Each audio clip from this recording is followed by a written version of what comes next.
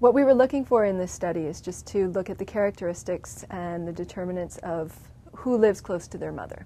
The first thing that we found that surprised us was that more than half of all Americans live less than 25 miles to their mother.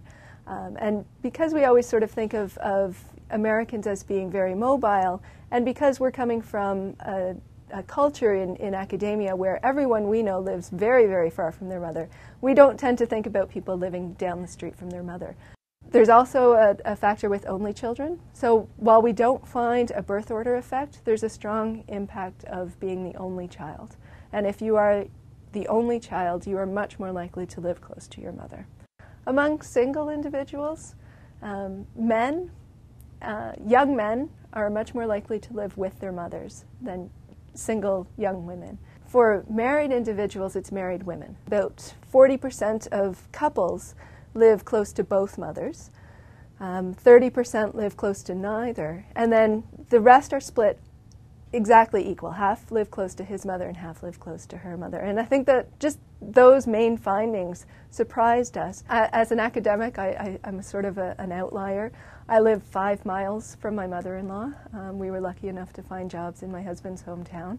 I do live about 1,500 miles away from my mother. Well, one of the other points that really came through in the data is the overwhelming importance of education in determining how far away you live from your mother. Those with college education are much more likely to live farther away than those without, and that is it is the most important factor in determining proximity. For individuals who go to college, they may be more likely to go away to college. So once you have the experience of moving, it's often that you will move again. There's also the fact that if you go to college, you're more likely to marry someone who's not from your hometown. And so if you've got mothers-in-law in different places, or if you have family in different places, you're much less likely to move back home.